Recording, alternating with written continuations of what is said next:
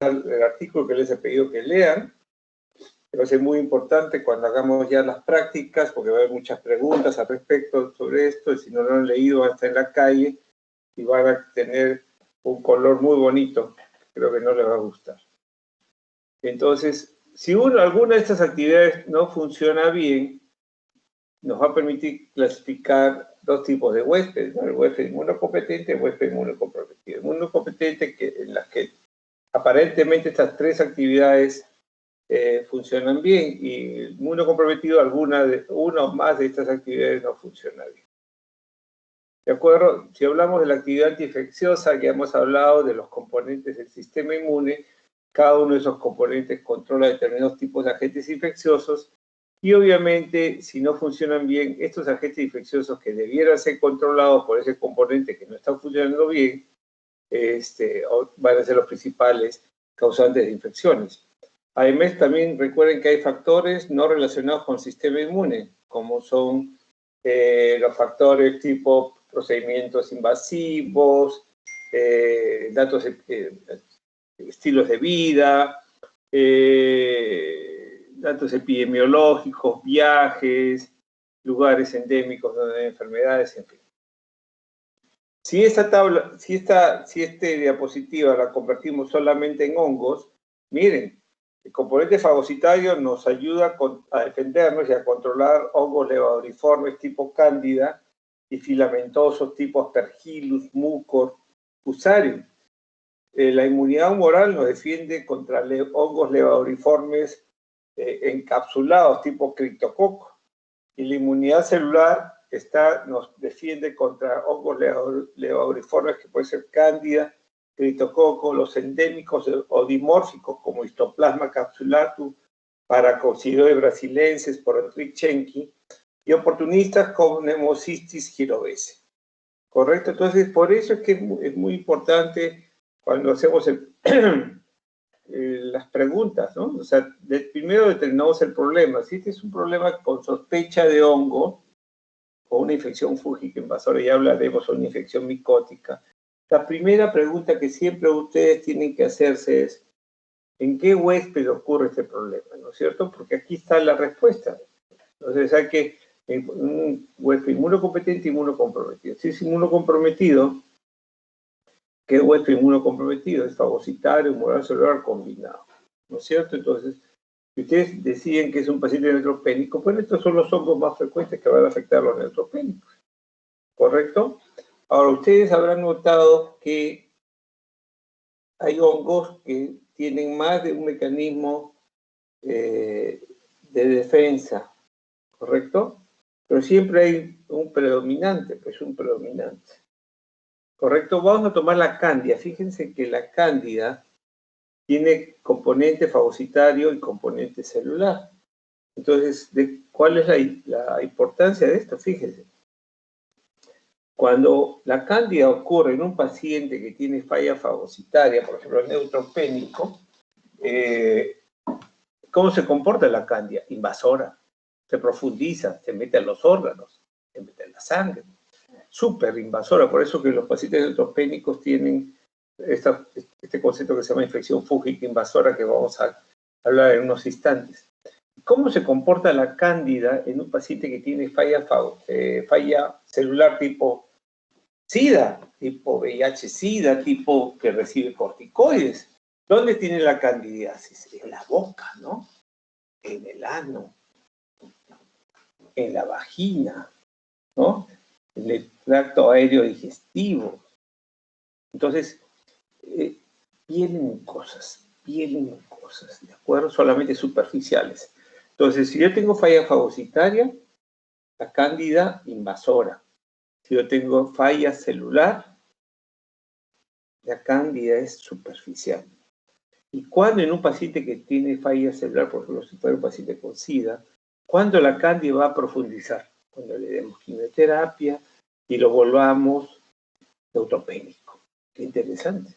Y la otra es que obviamente factores extrainmunes sería colocarle catéteres, no romper la barrera de la piel. Pero fíjense qué interesante. Entonces, el saber qué tipo de huésped es nos va a decir cómo se va a comportar esa cándida. En la primera hay que ser sumamente agresivos, ¿no es cierto? Rápido, tomar los cultivos y empezar antifúngicos lo más pronto posible. Y en la segunda, ok, buscar que no tenga factores de falla fagocitaria y dar tratamiento que puede ser incluso oral, dependiendo del grado de severidad, ¿no es cierto? Y obviamente tenemos que ampliar más si es leboriforme cándida, buscar pues también otros hongos que pudieran ser, pero ya tiene el diagnóstico, ya saben qué comportamiento.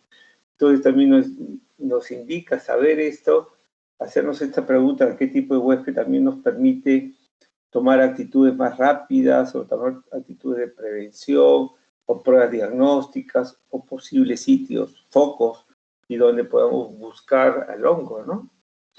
¿Correcto? ¿Entendieron este concepto? ¿Alguien que tenga dudas? Ángel Donis. ¿Cómo se pronuncia, Ángel Donis o Ángel Donis? Ángel Donis, doctor. Repítame, por favor. Ángel Donis. Ángel Donis. ¿Este es italiano? Sí, es italiano. ¿Parla italiano? No, doctor. Miente. Ya, ¿entendió el concepto? ¿Me lo podría repetir, por favor? ¿La pregunta? No, el concepto.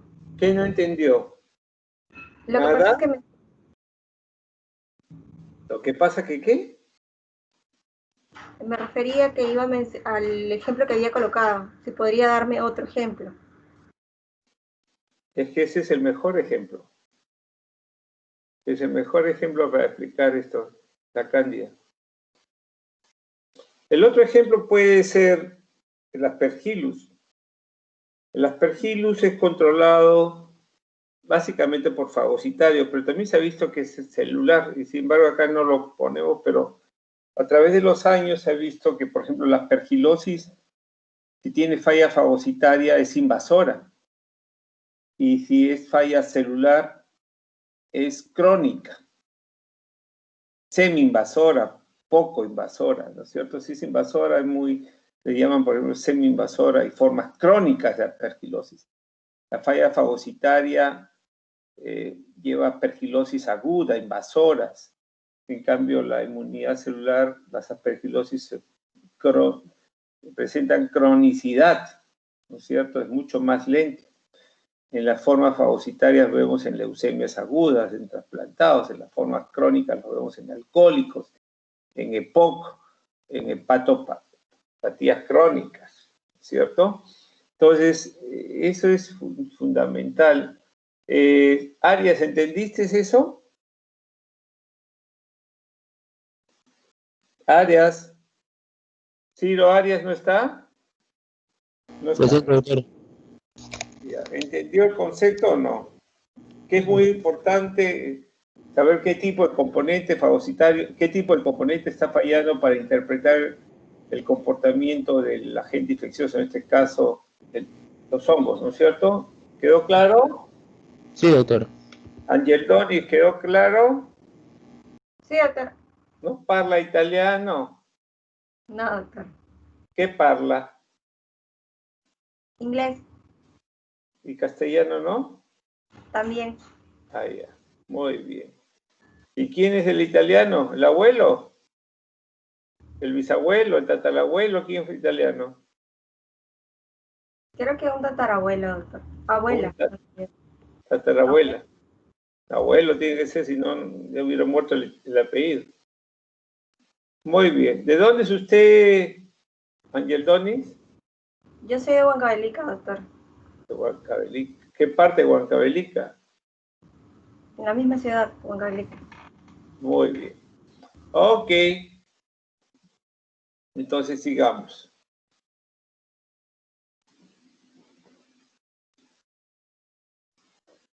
El mejor ejemplo, ya les mostré, ya les comenté, para entender bien cómo funcionan los componentes del sistema inmune, estos son los pacientes trasplantados, ¿no? Los primeros 30 días falla fagocitaria, los de más de 30 a 100 días falla humoral celular, predominio celular, y después de 100 días también humoral celular, pero premio humoral, ¿no es cierto? Entonces, en la primera, falla fagocitaria, la segunda principalmente falla celular y la tercera principalmente falla humoral. Entonces, por ejemplo, en la primera vemos pues las levauriformes tipo Candida aspergillus. En la celular tenemos las formas crónicas de Aspergillus. Tenemos también Nemocystis gyrovesi, y en la tercera etapa vamos a ver Criptococo principalmente, ¿cierto? Ok, vamos a entrar sobre infecciones fúngicas invasoras. ¿Cómo se definen estas infecciones fúngicas invasoras? Aquellas que afectan habitualmente tejidos, órganos y líquidos orgánicos estériles. Estas infecciones fúngicas invasoras van a afectar a tantos inmunocompetentes como inmunocomprometidos, por favor. Eso tiene que quedar bien claro. Pacientes inmunocompetentes y inmunocomprometidos. Los inmunocompetentes van a tener factores que van a predisponer a estas infecciones, ¿correcto?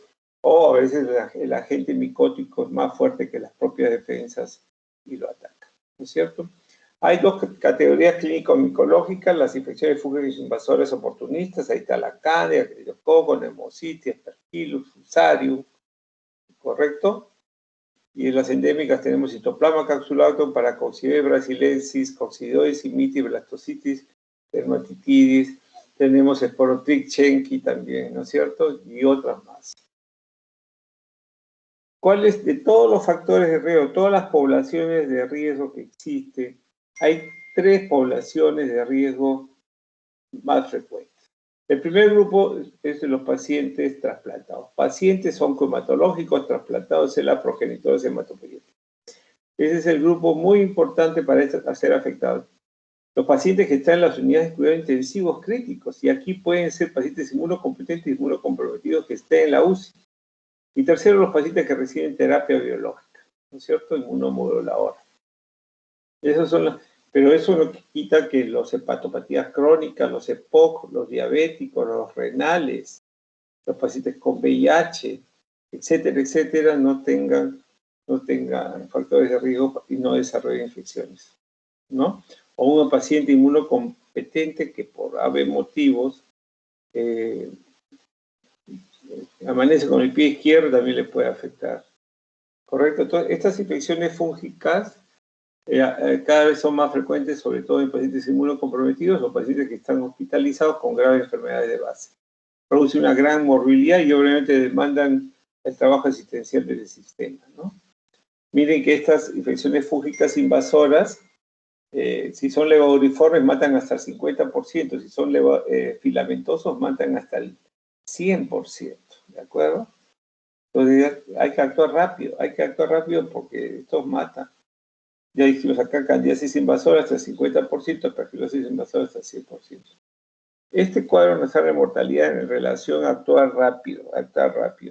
En la medida que nos demoramos en empezar antifúngicos sistémicos, se va a morir pues más pacientes. Este es el caso del estudio para sospecha de candidiasis invasora.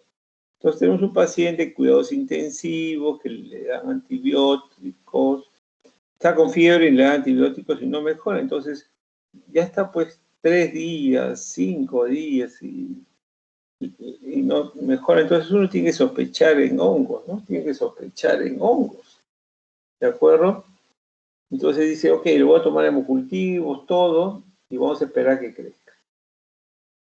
Si ustedes no le empiezan antifugio después y valoran que tiene riesgo de candidiasis invasora, y solamente toman hemocultivos o toman pruebas esperando que crezca el hemocultivo, por cada día que se demoran, el porcentaje de mortalidad va a subir. Fíjense que al tercer día o más, en la que puede ya crecer la cándida, cuando crece el tercer día ya tiene casi 40% de mortalidad, ¿no es cierto? Entonces, como shock séptico, sepsis, acuérdense, el sepsis, shock séptico es proceso inflamatorio. Lo que tienen que, y ese proceso inflamatorio puede ser bacteria, virus, hongo, parásito. Así como en bacterias la primera hora es básica, en el hongo también no digo que sea la primera hora, pero una vez que piensan en hongos y le toman los cultivos, etcétera, empieza el antifúngico. Entonces, cuando ustedes están, ya ese día que piensa, ya tiene 15% de mortalidad. Si ustedes van a a demorarse va a llegar pues, a 40%, ¿no? O más. Hay una serie de factores que pueden producir o ponen en riesgo el desarrollo de infecciones fúngicas invasoras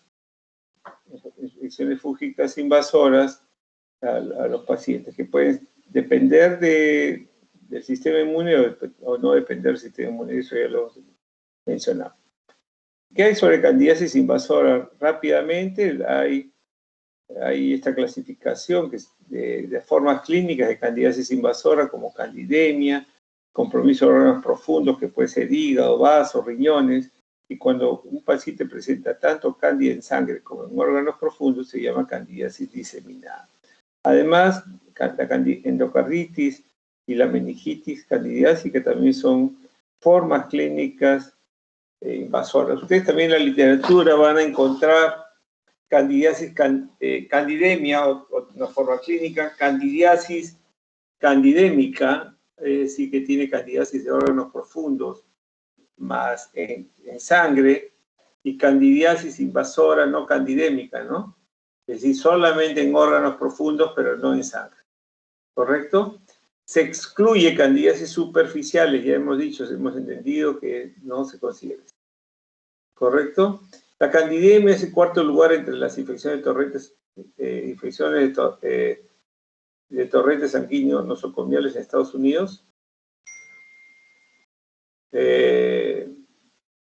Las infecciones nosocomiales en Estados Unidos, y el primer lugar entre las infecciones en UCI de los Estados Unidos.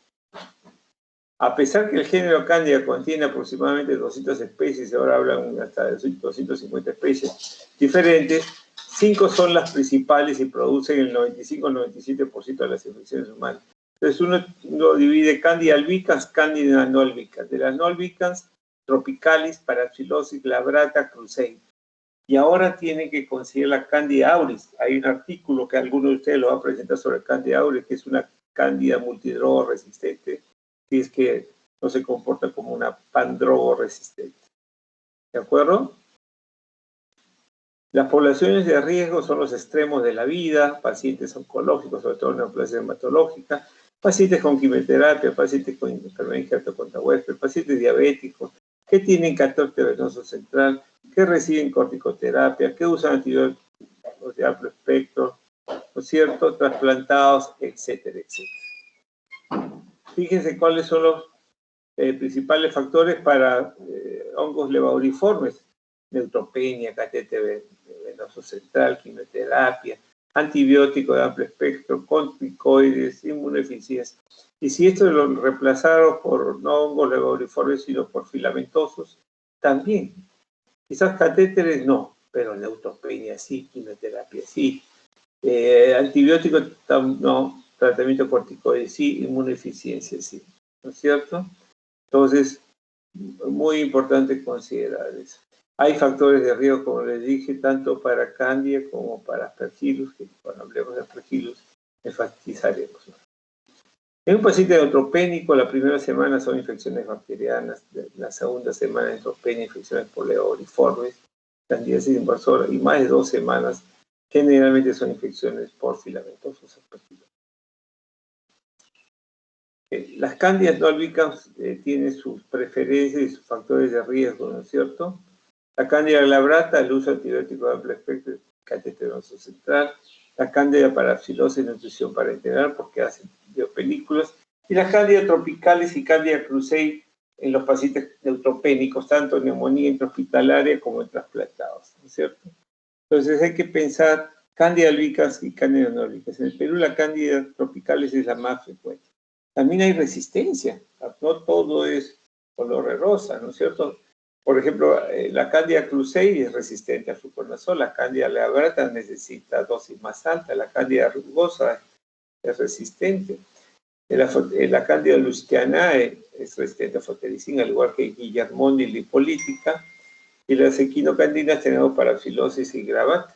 Y no olvidemos la cándida auris. La cándida auris es resistente a los triazoles, al fluconazol, al fotericin B, y a veces puede ser a quinocandina. Por eso es que la droga que más se utiliza para combatir el cándida auris son las equinocandinas, ¿no? Miren, candidiasis invasora en Latinoamérica. Se juntaron 20 centros de 7 países, 672 episodios de candidemia, 36% de adultos, la incidencia era 1.18 por cada 1000 ingresos, en la UCI eran 45%, los pacientes con cáncer fue el 23% de los grupos. Los hematológicos más o menos eran el 10%, y los pacientes con neutropenia ocuparon el 85%. Y en la mortalidad, y dijimos la mortalidad de leucoriformes entre 30 y 50%. En el Perú, hospitales generales, candidemia en Perú, estudio prospectivo de 3 hospitales, en la Almenara, 2 de mayo, Desahogo del Seguro Social, 158 episodios de candidemia, y miren la candida albicans, 27.8, entonces las no albicans son las más frecuentes. Y aquí, parapsilosis, casi muy peleado fue el que salió igual, y obviamente los pacientes con cáncer ocuparon 21.7% y neutropenia 5%. Miren acá en el neoplásico para nosotros la cándida no albicans más frecuente es tropicalis, ¿no? Y a medida que pasaron los años, hubo este cambio, ¿no? Este relevo. Miren, en el INEM, 107 episodios de candidemia, y las cándidas no albicans siempre son las predominantes, ¿correcto? 73, casi 74%. Tropicalis sigue siendo la más importante. Este es un estudio de candidemia en pacientes con malignidad hematológica, y el estudio retrospectivo en neoplasias hematológicas, 68 episodios de candidemia. La cándida albicans solamente fue el 22.1%, y las tropicales fue la más, y ahí fíjense que ahí hay, lo importante es que algunas son resistentes, ¿no? Tienen ya resistencias conocidas. Acá tenemos otro, más reciente, siempre en neoplasias hematológicas. Miren la mortalidad 30 días, 50%, la mortalidad 55%, pero siempre las no albicans predominan. Este es un muchacho que viene de Chanchamayo, con fiebre, con diagnóstico de leucemia aguda. Vemos estas lesiones tipo ectima, necrótico en el centro, con área eritematoso, igual que estas equimosis, ¿no es cierto? Que ha resultado en una endocarditis. Y esta es una endocarditis mixta, tenía Candida tropicalis y Trichosporum, ¿no? Trichosporum. Fondo de ojos en las candidiasis, en las candidemias, producen corioretinitis, ¿no? Corioretinitis. También afectan órganos profundos, estas lesiones hipodensas en el hígado, en el vaso, ¿correcto? Que fueron cándidas, y también puede afectar otros órganos como el riñón. Miren la siembra de la cándida, ¿no? ¿Qué es sobre aspergillus? Otro dato antes de pasar a aspergillus. Cuando ustedes evalúen y les informen, creció hongos, estructuras levaduriformes en el hemocultivo. Entonces ustedes tienen que pensar que es hongo, pero hongos que están en sangre, o sea, candidemia, de las más frecuentes, básicamente son Candida y Cryptococcus. Trichosporum en los últimos años está trepando, pero quedémonos con Candida y con Cryptococcus. Entonces, si eso le informa, ustedes la primera pregunta que se tiene que hacer, ok, ese es el problema. Estructuras levaduriformes en el hemocultivo. Entonces, la primera pregunta es, ¿qué tipo de inmunocomprometido, qué tipo de huésped tiene este problema? Entonces, si ustedes ven que es neutropenia, lo más frecuente, ustedes lo que van a pensar más es cándida. Pero si ese paciente tiene inmunidad celular, por ejemplo, fuera un VIH y está en sangre, yo no pensaría que fuera cándida, porque hemos visto que la cándida no se comporta invasora en un paciente con falla celular, salvo que haya recibido quimioterapia, por ejemplo, ¿no es cierto? O tenga catéteres centrales. Pero si no tiene eso, ustedes no piensen en cándida. Piensen en Cryptococcus, que es lo más frecuente. Entonces, uno puede pedir al laboratorio, saquen una muestra de ese hongo leucor, extiéndala en tinta china y vean si hay hongo.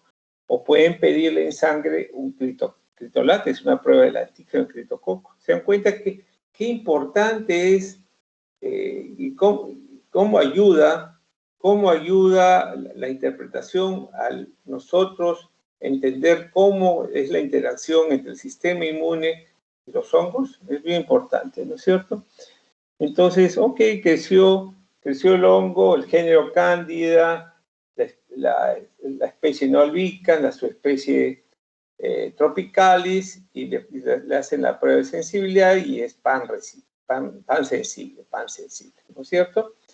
Entonces, ¿cuál es el bundle? ¿Cuáles son las pruebas que uno tiene que hacer en un paciente que tiene candidiasis o candidemia, por ejemplo? Ok, yo ya tengo los hemocultivos, salieron positivos. ¿Qué más le hago? Llamo al oftalmólogo para fondo de ojo, usted lo hace.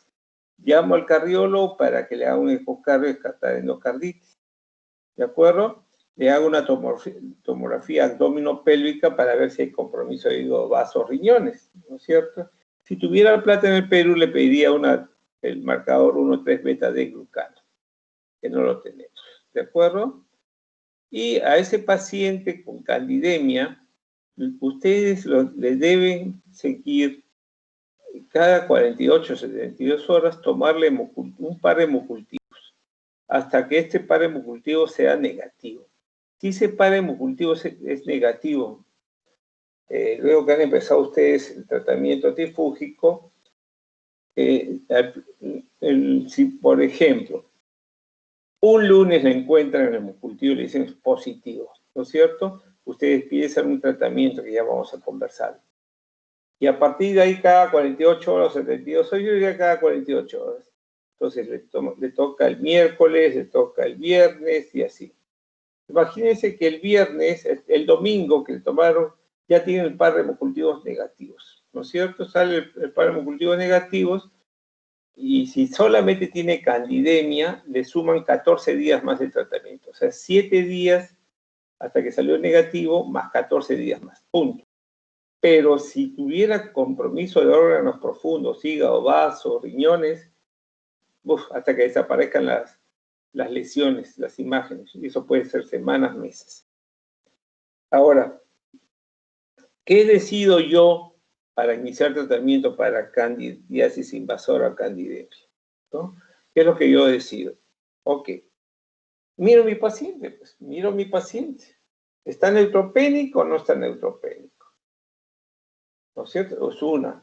¿Y dónde está el hongo? ¿En la sangre o en los órganos profundos? ¿No es cierto? Si mi hongo está en la sangre, mi paciente está neutropénico, mi drogaelección es anfotericin B liposomal. ¿De acuerdo? Otros deciden dar equinocandinas.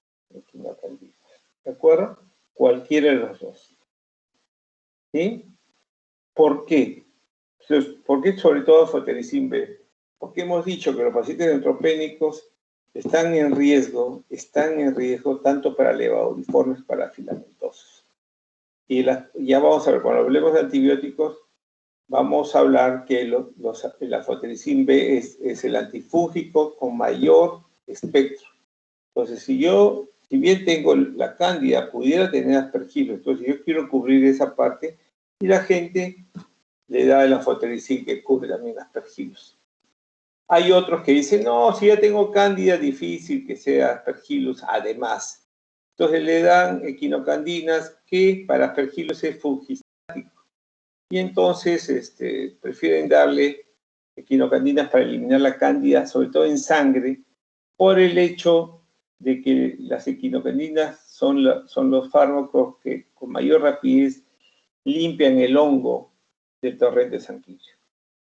Si el paciente tiene candidemia y no es neutropénico, sí le dan equinocandinas de cajón, en primer lugar.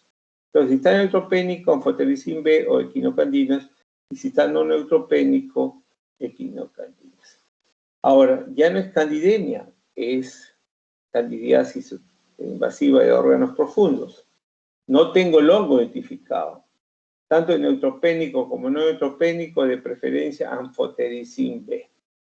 Anfotericin B. ¿De acuerdo? Pero en el caso de órganos profundos, hay que tratar de meter la aguja, si fuese posible, para pruebas de cultivo, pruebas moleculares, ¿no es cierto? Y ajustar el diagnóstico. Entonces, la otra cosa que uno diría, ¿y el fluconazol?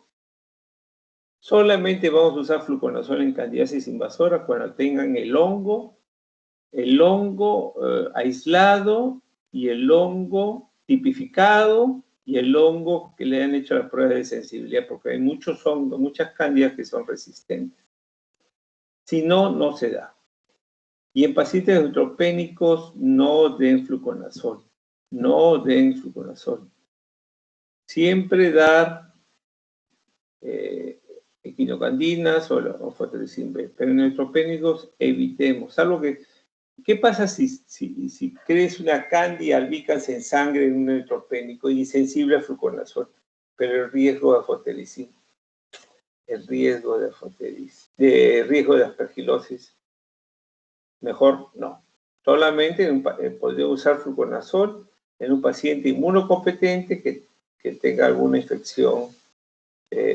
Inmunocompetente, sí, inmunocompetente, no hay neutropenia, podría usar fluconazol, pero tiene que estar cándida albicans identificada, tipificada y hiperresistencia. ¿Correcto?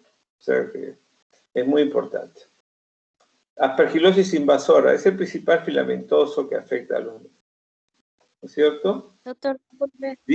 Dígame. Doctor, disculpe, tengo una duda, es que creo que me confundí un poquito. Había entendido por lo que explicó que todos los pacientes que van a tener la cándida iban a ser neutropénicos. No necesariamente. No necesariamente. O sea, ya. Por ejemplo, si yo soy, o sea, los pacientes neutropénicos son los que con mayor frecuencia van a hacer candidiasis invasora, poblaciones, por eso le puse las poblaciones. Por ejemplo, una persona inmunocompetente tiene un accidente, está muy mal, tiene traumatismo, etcétera, y le colocan pues vías, ¿no? ¿Estamos? Esas vías, a la larga, pues, son factores de riesgo para candidiasis. ¿Sí? No están neutropénicos, pero por eso les dije que las candidiasis tiene factores inmunes y extrainmunes. Y uno de esos extrainmunes son los catéteres venosos centrales, antibióticos de alto espectro, por ejemplo. ¿Estamos? El uso de corticoides, en fin, hay una serie de factores. Lo que quiero decir es, si bien yo les he dicho que las infecciones fúngicas invasoras, es decir, el hongo en tejidos estériles, sea sangre o de órganos, eso es infección fúngica invasora. Estas infecciones fúngicas invasoras pueden presentarse en pacientes inmunocompetidos con mayor frecuencia, pero también inmunocompetentes con factores de riesgo. ¿De acuerdo? Pero hay tres grandes bolsones que desarrollan estas infecciones fúngicas invasoras en general. Los pacientes con cáncer que reciben quimioterapia, ¿no? Los pacientes trasplantados, ¿no es cierto?, hematopoyéticos, los pacientes críticos de la UCI, y los pacientes que reciben terapia biológica. Eso no quita que pacientes con tumores sólidos, pacientes con neoplasia hematológica, diabéticos, nefrópatas, hepatópatas, EPOC, VIH no puedan desarrollar estas infecciones. ¿De acuerdo? Valor siempre, porque tengo fiebre, siempre hay que evaluar factor inmune y factor extrainmune, ¿no? El factor inmune, a ver si es inmunocompetente o inmunocomprometido, y el factor extrainmune, el dato epidemiológico, los procedimientos invasivos, comportamiento, estilo de vida, viajes, contacto con animales, todo. ¿De acuerdo? ¿Está claro, por favor?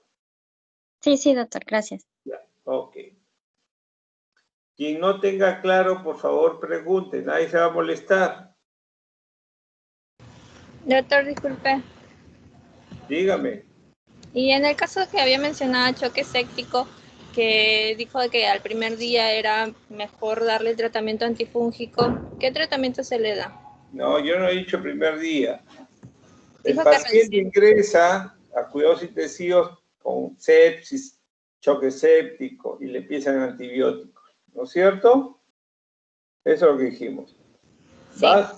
Es invadido, le colocan catete, le ponen corticoides, una serie de drogas que son factores de riesgo para otros bichos, ¿correcto? Y el paciente no mejora. Entonces, alguno del equipo de UCI dice, oye, ¿no será hongos? Entonces comienzan a evaluar scores, factores de riesgo, y dice, sí, pues no vaya a ser, ¿no? Ok, entonces, terapia empírica, le empieza terapia empírica. Entonces, miran primero al paciente, ¿qué hongos debería ser? Entonces comienza a decir, pucha, ¿será levariforme? ¿Será filamentoso? ¿Será dimórfico? ¿No es cierto? Entonces vamos a hacer los estudios y entonces ¿qué damos de inicial? Y damos anfotericibe liposomal, ¿correcto? Los preparados lipídicos, ya vamos a hablar sobre eso. Entonces, y uno dice, no, que no, o no tenemos nuestro cuerpo, podríamos usar quinocandina, sí, que limpia, cubre mejor en sangre, dice el hongo, penetra bien los tejidos, y nuestro hongo GUSI, el hongo principal en GUSI sería la cándida, pero miren siempre el paciente, porque puede tener falla celular o falla humoral, y también hay otros hongos que pudieran estar jugando el rol. Entonces, siempre evalúen factores relacionados con el sistema inmune, ¿no es cierto? Y relacionen factores no relacionados con el sistema inmune. Dónde nació, de dónde trabaja, de dónde vino, contacto con animales, células, en fin. ¿Está claro? Por favor. Ya. Gracias. Ok. Entonces, aspergilosis invasora.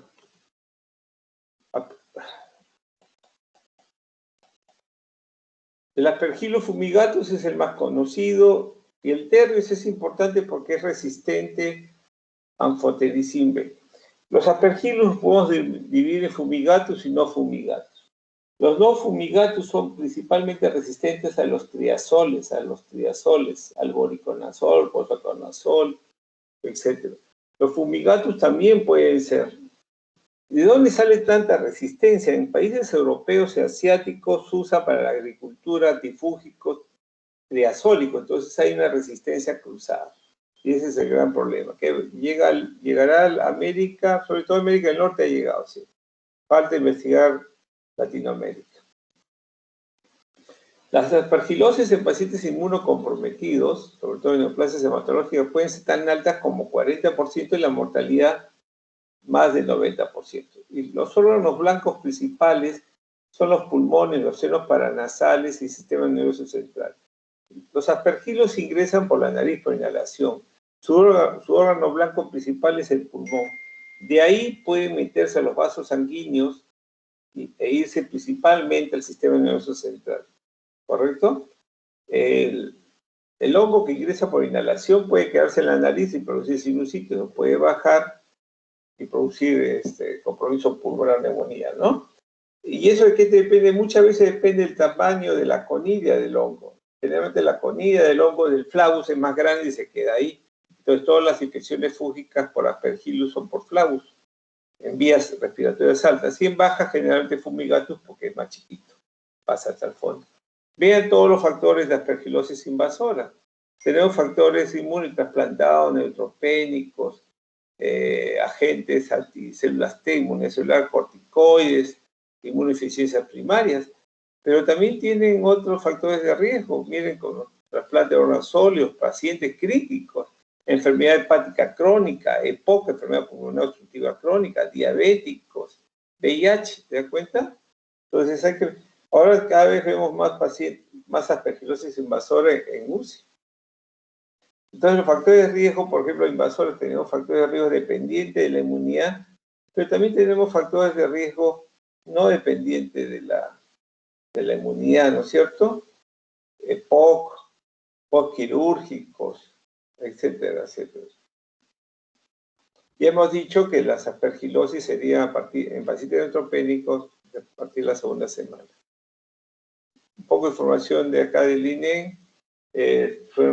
Acá estudiaron tanto infecciones laboriformes y filamentosos y los aspergillus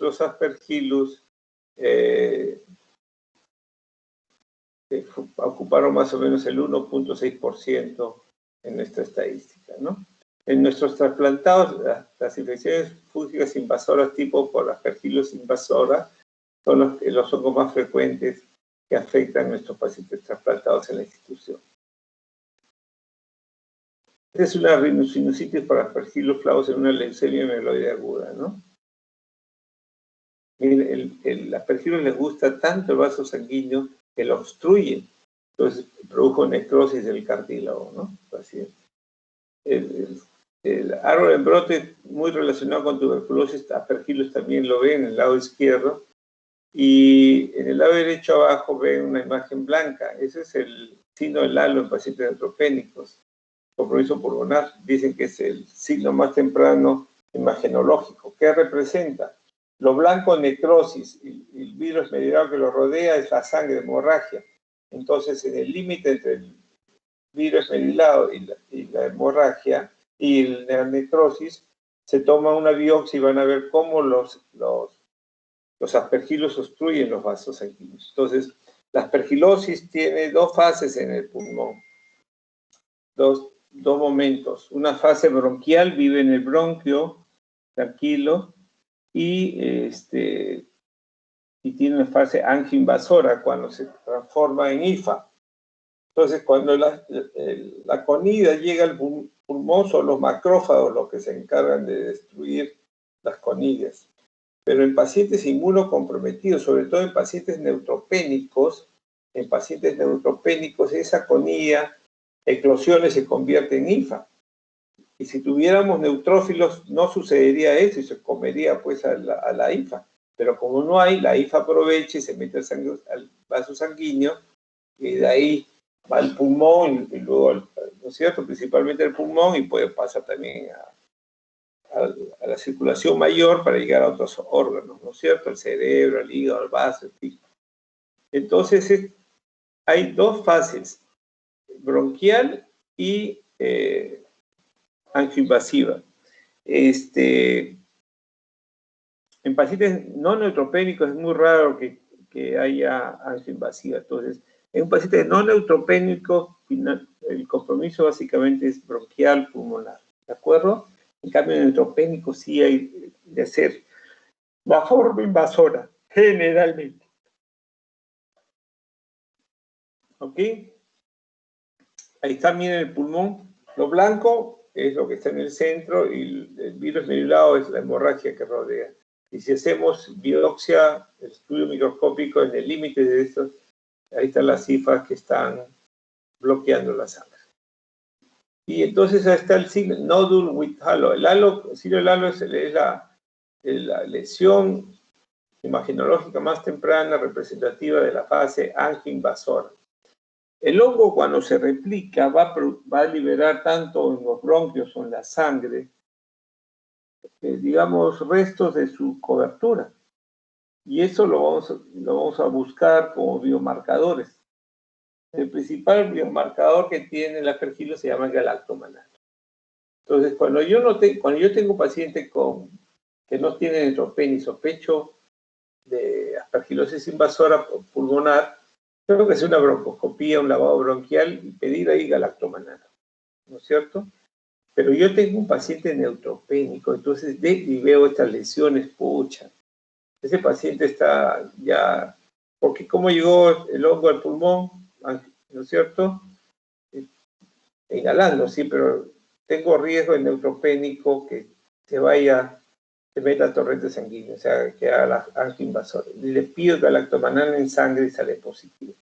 Entonces, por eso, insisto, qué importante es hacerse la pregunta. ¿Será inmunocompetente? ¿Será inmunocomprometido? Si es inmunocomprometido, ¿qué tipo de inmunocompromiso tiene? Fagocitario, entonces neutropénico. Hay que hacerle galactomannan. es inmunocompetente, inmunocomprometido y no neutropénico, difícil. La lesión, el hongo solamente debe estar en pulmón en el caso de aspergillus. ¿De acuerdo?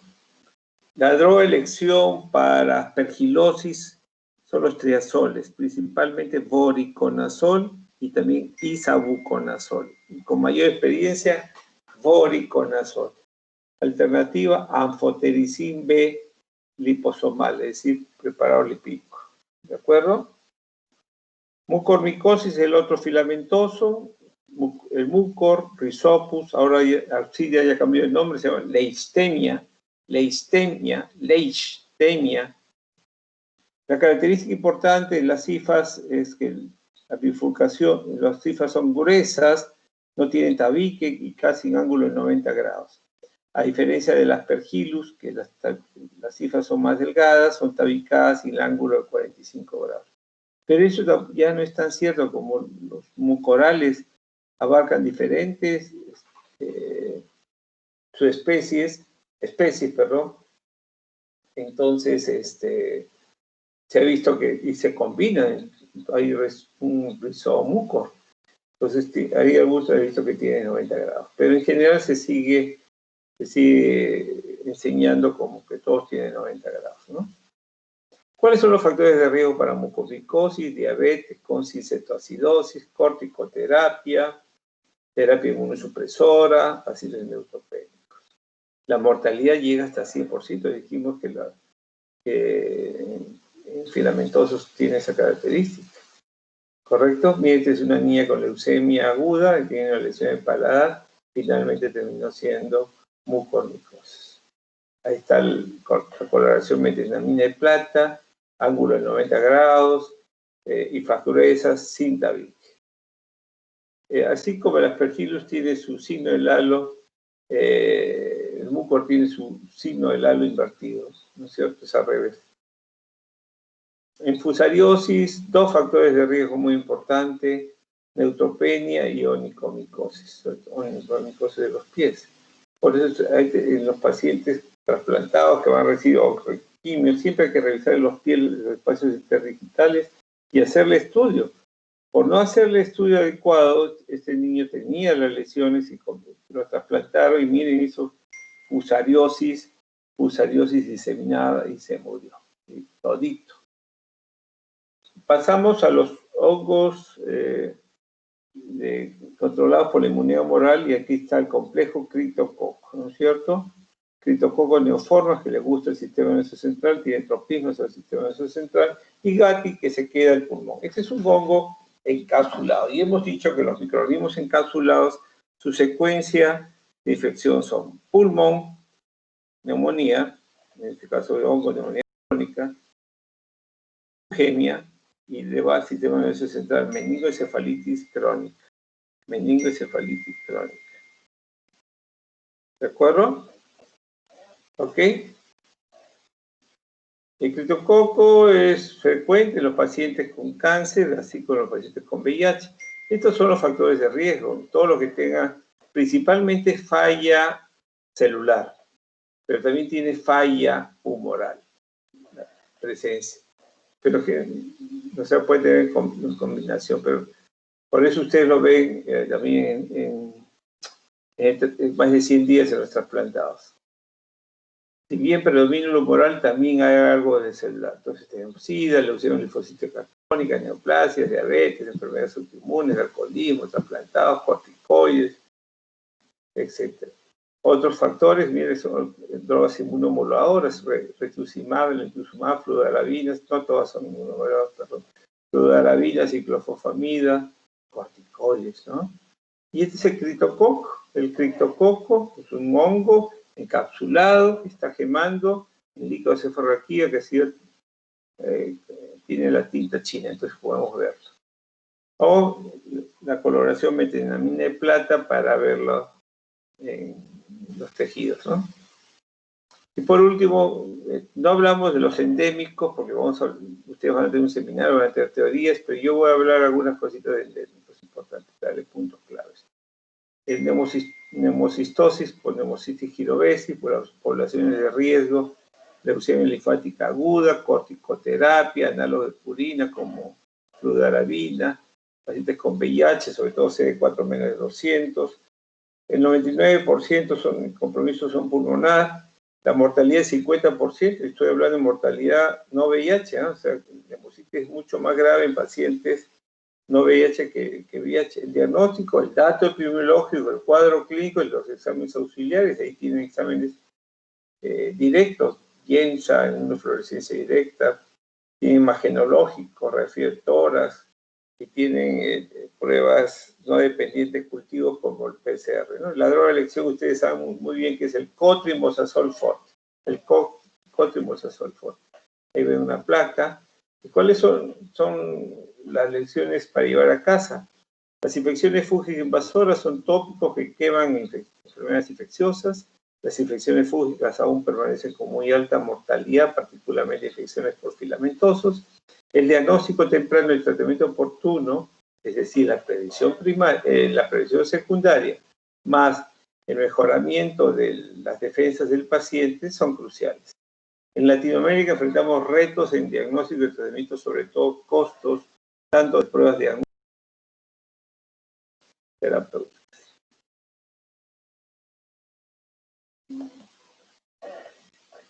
¿Preguntas hasta acá? Doctor, disculpe.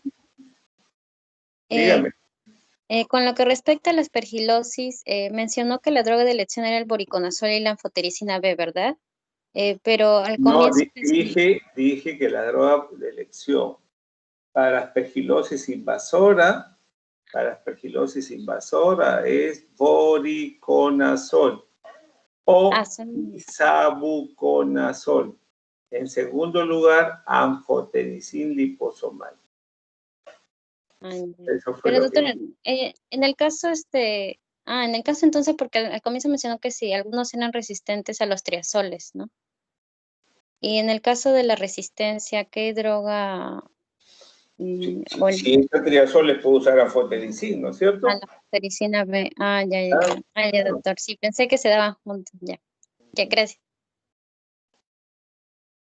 Ok, vamos a... Antes de entrar a drogas, vamos a... Y otro comentario sobre aspergillus.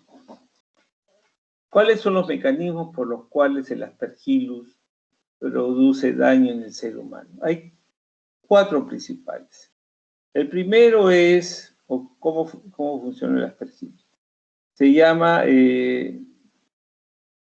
colonización saprofítica.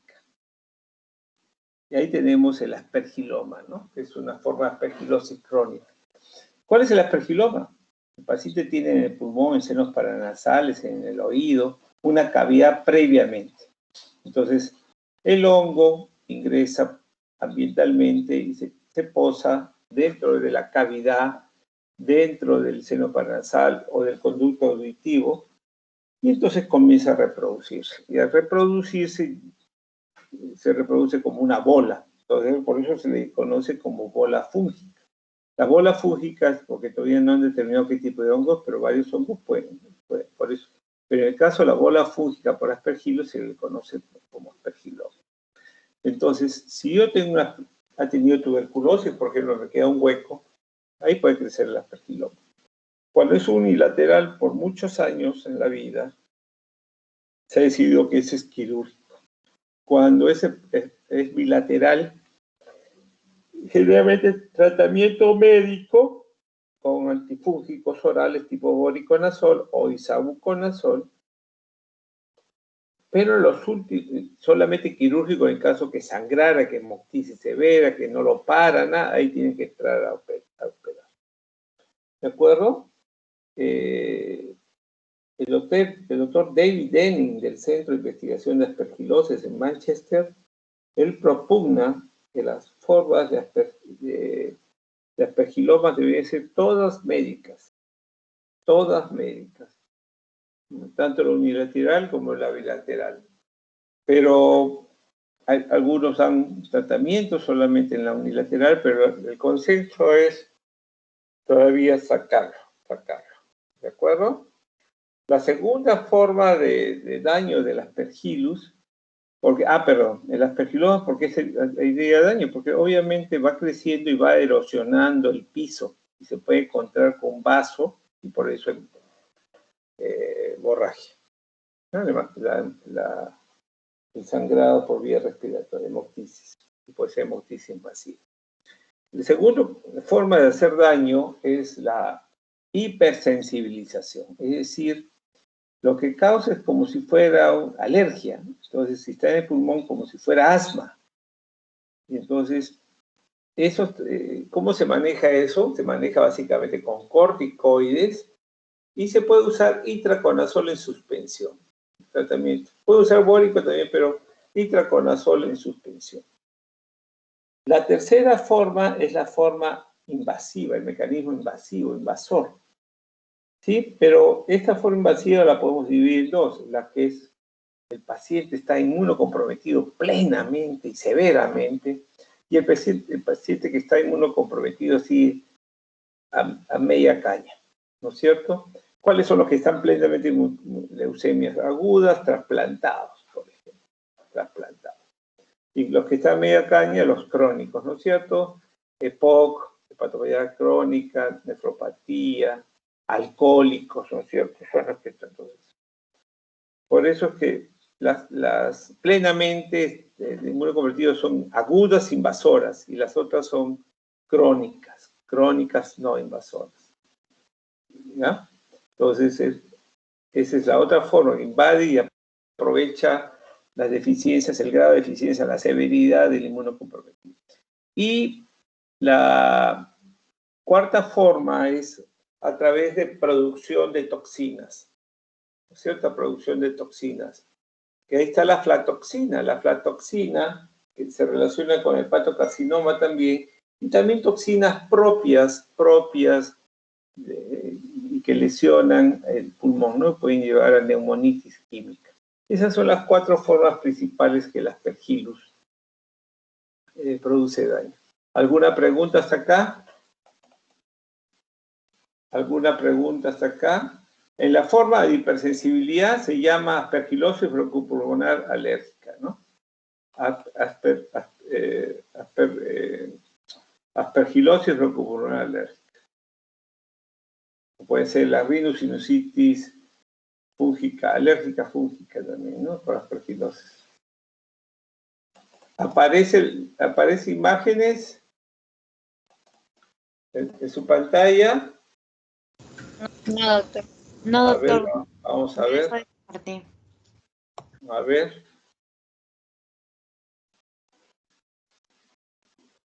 Está cargando. Ya, listo. Parece, doctor. Ya apareció, ¿no? Sí, doctor. Ok, entonces otra cosa. Aquí no vamos a hablar de infecciones dimórficas, endémicas, porque ustedes van a tener o seminarios o teorías. Pero yo les voy a dar algunos tips que ustedes tienen que recordar. ¿Ya? Antes los hongos clasificamos en superficiales, que lo va a hacer básicamente en dermatología, las micosis subcutáneas y las micosis profundas. Ya vamos. Todas estas formas profundas y subcutáneas son por hongos dimórficos. Los hongos dimórficos o endémicos, o los que tienen levauriforme en el huésped y filamentoso fuera del huésped, todos estos son ocasionados por hongos dimórficos. Entonces, micosis profundas, también llamadas sistémicas. Yo no podría llamar una candidiasis sistémica. Claro, taxonómicamente la cándida puede también tener dos formas, pero clásicamente se la acepta como levauriforme. Por eso han tratado de ordenar todas estas denominaciones, ¿no es cierto? Por eso a todos ahora se les llama infecciones fúngicas invasoras, que pueden ser oportunistas o endémicas, ¿de acuerdo? Pero antes se les conocía, por ejemplo, las micosis profundas o sistémicas. Tienen que recordarse que son quisos. Primero, son por hongos dimórficos. Segundo, se adquieren por inhalación de hongos dimórficos, o sea, hongos dimórficos se adquieren por inhalación. La lesión primaria es pulmonar ¿no es cierto? Se disemina principalmente por vía hematógena y puede regresionar espontáneamente. Entonces, esas son 5 características de la micosis profunda. ¿Correcto? Hongo dimórfico se adquiere por inhalación, órgano primario afectado, pulmones, se disemina por vía hematógena generalmente y regresiona espontáneamente. Blastomicosis, la coccidiomicosis. Algunos ejemplos de esto es histoplasmosis en pacientes, la radiografía. Doctor, disculpe. Dígame. ¿Y por qué?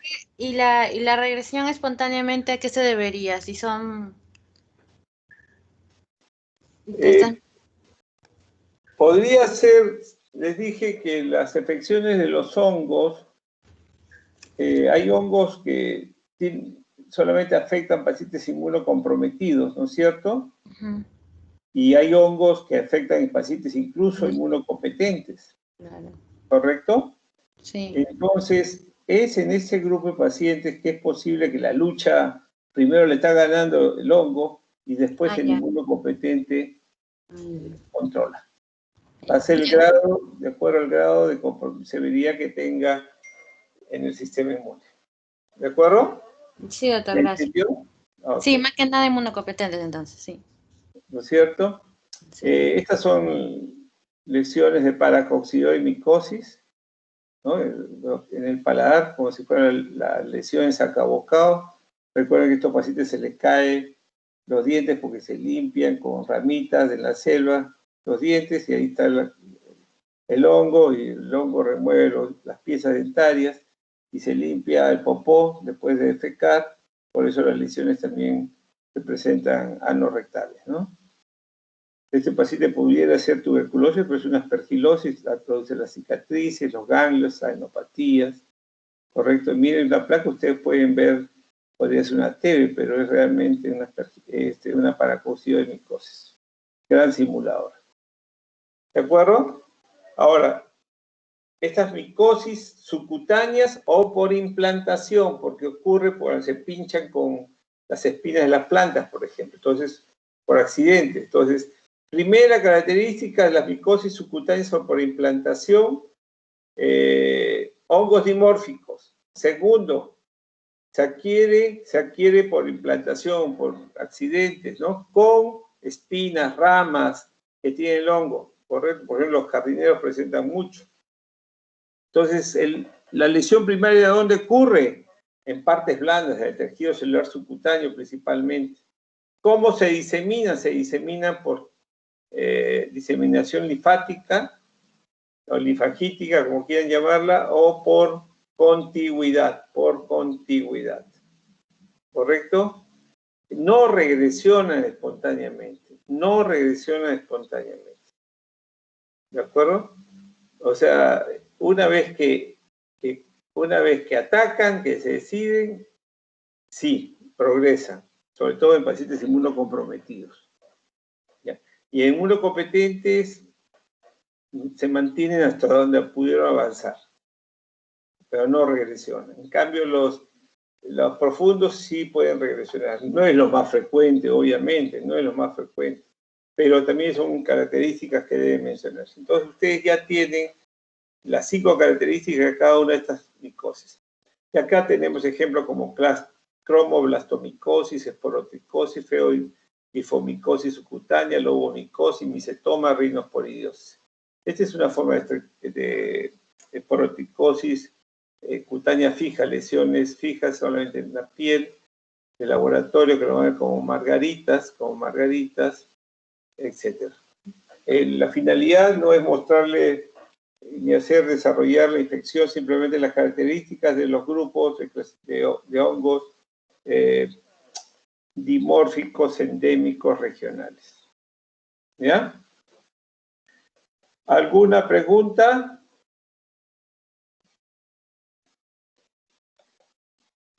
Muy bien. Y por último, si vamos a en esta media hora que nos queda, casi una hora, 40 minutos que nos quedan, vamos a hablar sobre los antifúngicos. ¿Alguna pregunta? ¿Está bien? ¿Está claro? ¿Está medio complejo la cosa? Delegado. Muy bien, Delegado. doctor. Está bien, ¿Ah? doctor. ¿Está Sí, para sí, rojo o está para azul? para azul, doctor. ¿Ah? Para azul, doctor. Para azul. No, me refiero, la explicación, ¿está para rojo o está para azul? Sí, doctor, está bien. Está bien. Para azul.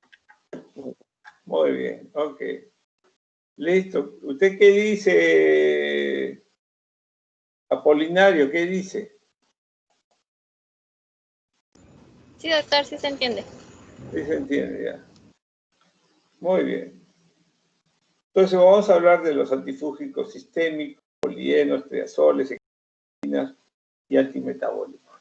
Esto ya lo hemos hablado, así que lo vamos a pasar.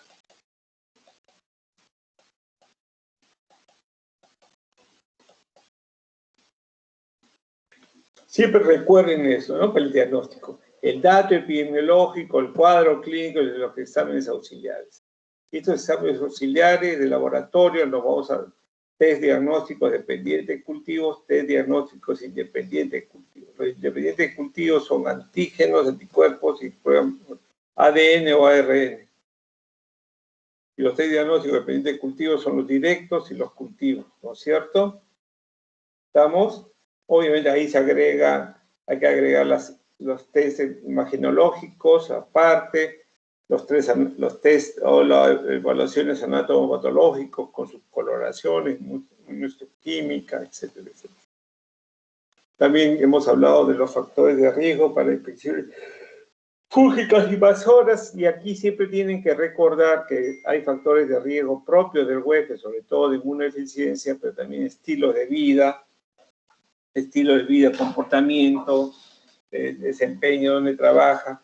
Va a haber también factores de riesgo para el tratamiento antifúngico, ¿no es cierto? Si ha recibido profilaxis antifúngica previas, etcétera, eso puede inducir resistencia a los antifúngicos. Si está tomando un antifúngico inadecuado que no tiene el espectro para cubrir el hongo que nosotros estamos pensando. Y el otro, los factores de riesgo propios del hongo, ¿no es cierto? Género, especie, si tiene resistencia, si tiene factores de virulencia. Entonces siempre piensen, digan, pucha, puede tener infección, entonces voy a ver cómo están los factores del huésped, cómo están los factores de recibido de tratamiento antifúngico previo y qué hongo, ¿no? Qué hongo puede ser y qué características pueden tener estos hongos, ¿no es cierto? También ya hemos hablado de biomarcadores, sobre todo el galactobanano, pero para criptococo podemos buscarle el antígeno criptococo en sangre y en líquido cefalorraquídeo para criptococosis. Y el beta-glucano son para hongos levadouriformes principalmente, hongos levadouriformes. Galactobanano para hongos filamentosos, aspergillus. Y antígeno criptococo para criptococo. Las imágenes que hemos hablado, sinelalo. Y acá estamos todas a partir de los 50, todas las drogas antifúngicas. Lamentablemente muchas son inaccesibles por el costo. Entonces vamos a hablar sobre los polienos, y ahí tienen la anfotericin B convencional, la anfotericin B, preparaciones lipídicas, tenemos los triazoles. Primera generación, fluconazol, itraconazol, voriconazol, posaconazol y sabuconazol. ¿Qué podemos decir de los polienos? Los polienos son los de mayor amplio, o son de mayor espectro, es decir, son de amplio espectro, atacan, nos defienden contra hongos levadouriformes, contra hongos filamentosos y contra hongos endémicos.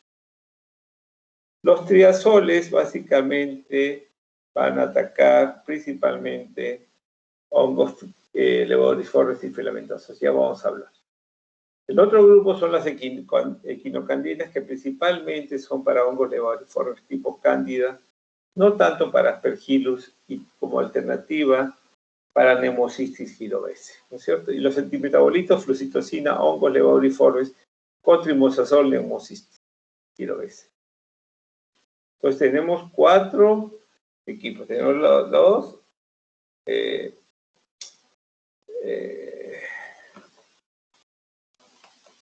los polienos, los triazoles, las equinocandinas y los antimetabolitos. ¿De acuerdo? Entonces, ¿qué tenemos de los polienos? Tenemos formulaciones. En las formulaciones tenemos la convencional, que es el deoxicolato, y los preparados lipídicos son liposomal, complejo lipídico y dispersión coloidal. ¿Qué características tienen estos polienos? Baja disponibilidad digestiva, o sea, se absorben muy poco, muy pobre su absorción digestiva, por eso oral no damos. La nueva tecnología, la nanotecnología, están preparando productos de anfotericin para formulación oral. Esperemos que tengan los resultados esperados. Luego tiene baja solubilidad en agua. Por eso necesita estabilizadores en el agua cuando le damos endovenoso. Entonces, la forma convencional, su estabilizador es el deoxicolato. Y para preparados lipídicos, los lípidos. Principalmente, y el mejor, es el liposomal. Lamentablemente, los preparados lipídicos son tremendamente caros. Pero fíjense que en el tratamiento, los resultados son lo mismo, darle baratito el caro. El problema, la ventaja del caro es que tienes menos efectos secundarios. Ese por un lado. Y por otro lado, el anfotericin B es una concentración dependiente. Sus efectos van a ser en la medida que tenga mayor concentración. Entonces, fíjense que el preparador convencional, yo le doy máximo 50 miligramos diarios, así pese 50 kilos o 100 kilos. En cambio, en los preparados lipídicos, yo al paciente diariamente le puedo dar entre 3 a 5 miligramos de anfotericin B. Entonces, yo puedo alcanzar mis concentraciones más rápido. Por ejemplo, vamos a imaginar que la concentración es 1 gramo y el paciente pesa 70 kilos. Si yo le doy convencional 50 miligramos, ¿cuántos días me demoro para llegar al gramo? 20 días, ¿no es cierto? En cambio, si yo le doy 5 miligramos por kilo por día, pesa 70, son 350 gramos. En 3 días yo ya llegué al gramo. Y lo que usted está pagando es seguridad de la droga, en el sentido que tiene menos efectos secundarios. Y la otra cosa que le llega a la concentración que usted necesita rápidamente. Por eso son mucho más caros. Y el tercero, la característica importante son nefrotóxicos y mielotóxicos. ¿De acuerdo? También producen hipertermia maligna, ¿de acuerdo? Es muy importante. Entonces, baja disponibilidad digestiva, baja solubilidad en agua y toxicidad. Estas drogas son fungicidas. Pueden ser fungistáticas también, a partir de 0.6 miligramos por kilo por día, abajo. Pero a partir de 0.7 miligramos por kilo por día, hacia arriba, nosotros trabajamos con 1 miligramo diario, 1 miligramo por kilo por día en convencional y 3 a 5 miligramos por kilo por día en formulaciones lipídicas. Para cándida, 3 miligramos por kilo por día. Para filamentosos, 5 miligramos por kilo por día. ¿De acuerdo? Los polienos ya hemos dicho que son levaduriformes, filamentosos y dimórficos, ¿no es cierto? Atacan los 3, pero también puede haber resistencia. Puede haber Candida guillermondi, Candida lusitanae, Candida lipolítica, Aspergillus tertius, Trichosporum, Pseudosporum, Candida auris, ¿no es cierto? El metabolismo es un poquito de hígado, un poquito de riñón, en fin, se elimina por vía biliar, es un poquito, medio complejo lo de los anfotericin B. Dijimos que para el baratito 1 miligramo por kilo por día, y para las formulaciones, para el liposomal 3 miligramos por kilo por día, y para los complejos lipídicos, los otros 5 miligramos por día. Pero en el liposomal, si tengo Aspergillus, le doy hasta 5 miligramos por kilo por día. ¿Cuál es el mecanismo de acción?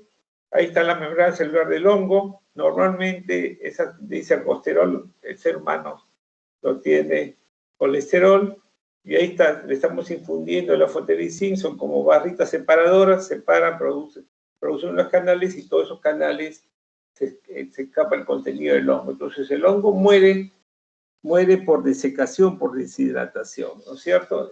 Así mata el hongo de poliedro. ¿Qué hay de los triazoles? De los triazoles son fungistáticos. Pueden ser fungicidas, sí, o sea, le subo la dosis y puedo matar, pero también matar al ser humano. Por eso son fungicidas y homicidas. Tengan mucho cuidado. ¿De acuerdo? Hay generaciones, primera generación, segunda generación. La primera generación está dada por fluconazol y traconazol. Fluconazol para infecciones fúngicas invasoras es básicamente levaduriformes. Cándidas, género Cándida, género Cryptococcus. Si fueran para micosis superficiales, coge perfectamente los hongos de micosis superficiales, tanto levaduriformes como filamentosos. Pero para sistémicos, solamente para filamentosos. ¿De acuerdo?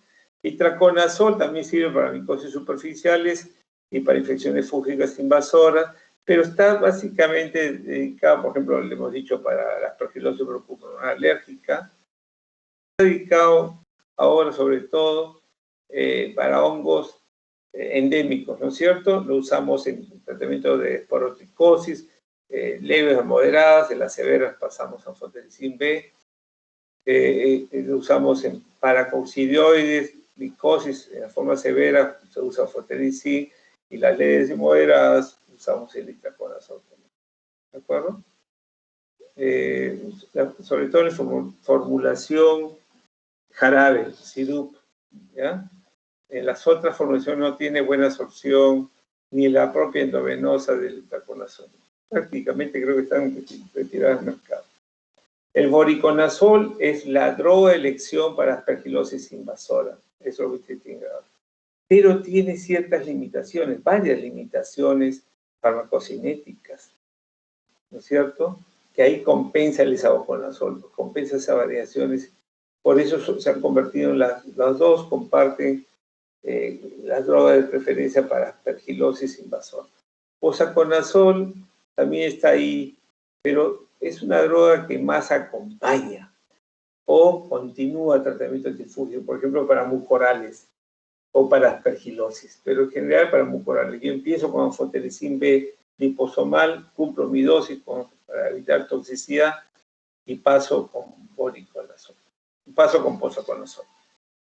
Isavuconazol también para aspergilosis invasora, y se usa también como alternativa para mucormicosis, fíjense, para mucormicosis. O sea, tenemos, ahora es una pelea entre posaconazol e isavuconazol para mucormicosis.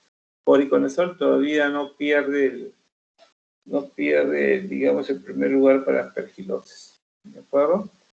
El metabolismo de estos triazoles son citocromo P450, por lo tanto, por este digamos, sistema metabólico pasan muchas drogas, por eso tienen muchas interacciones, hay que tener mucho cuidado. El espectro de los triazoles para fluconazol, Candida albicans y no albicans sensibles, Cryptococcus neoforme y Cryptococcus gattis sensibles. Para itraconazol, ¿qué tenemos? Tenemos Candida krusei, ¿no es cierto? Aspergillus, algunos Aspergillus, Paracoccidioides brasilensis, Esporotrich chenki, dijimos, ¿no? Esporotricosis. ¿Ok? Voriconazol es una alternativa para, digamos, de segunda línea para tratamiento de aspergilosis no albicans, ¿de acuerdo? Cándidas no albicans. Es la doble elección con Aspergillus fumigatus, como mencionamos, y también nos puede servir para algunas infecciones por fusarios, sobre todo solar. En el caso de posaconazol, realmente se usa como droga acompañante para el tratamiento, pero principalmente son profilaxis. Como tiene actividad con anticándida, Aspergillus se usa mucho en trasplantados, en pacientes trasplantados, sobre todo en enfermedad injerto contra huésped crónico, en pacientes con leucemia aguda, en fases de inducción o consolidación, como profilaxis, ¿no es cierto? Isavuconazol, ya hemos dicho, básicamente Aspergillus, mucorales, y bueno, se está juntando experiencia para Cryptococcus. Para Cándida no ha superado las otras drogas de elección para Cándida. Pero fíjense, ya tiene resistencia, Candida krusei, Candida glabrata, Candida rugosa, Candida auris, Aspergillus sp, ¿no? Sobre todo Aspergillus no fumigatus, y algunos fumigatus también, ¿no es cierto?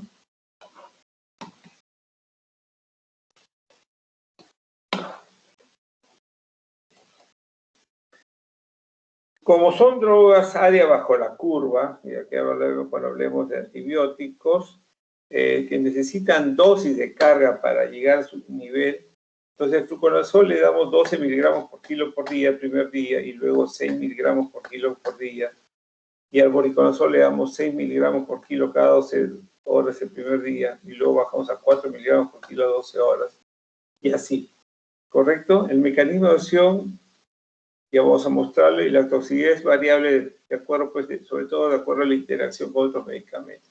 Entonces puede afectar la sangre, puede afectar el hígado, puede afectar la visión, puede afectar el sistema nervioso, los huesos, puede asociarse con, sobre todo voriconazol, con cáncer de piel, etc.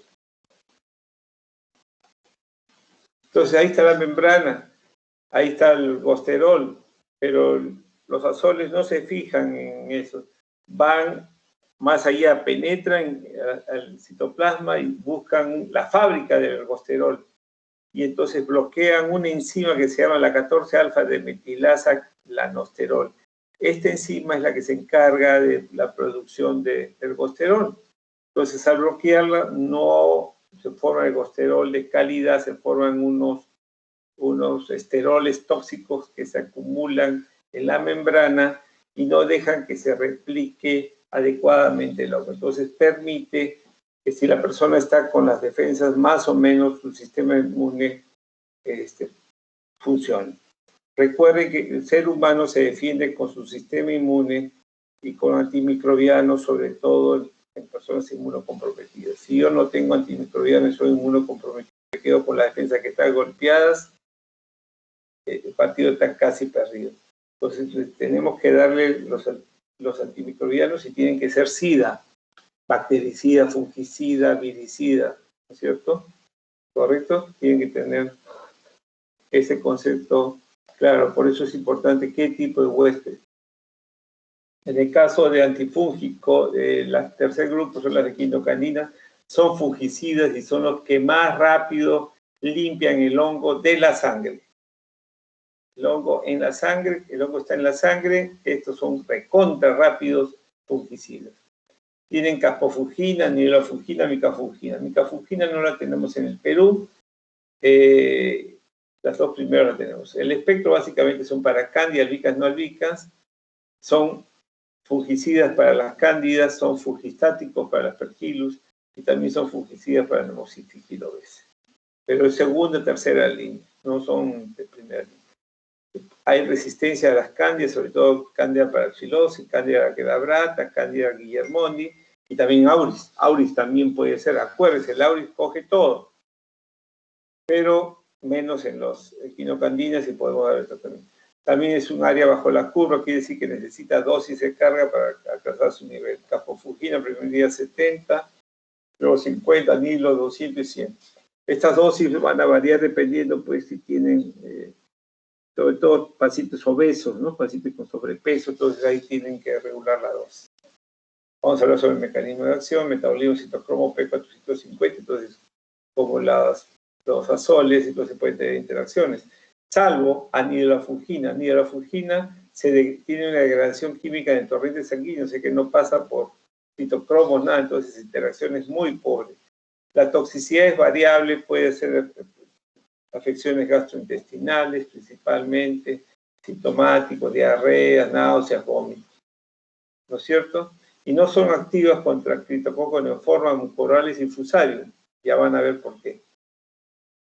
Las cándidas las equinocandinas se limitan, o están limitadas su indicación, sobre todo en cándida paraxilosis, aunque otros dicen no pasa nada, porque menciona que necesitan concentraciones más altas, pero en realidad Si yo tengo una cándida parasilosis y no tengo otra alternativa, le doy quinocandina.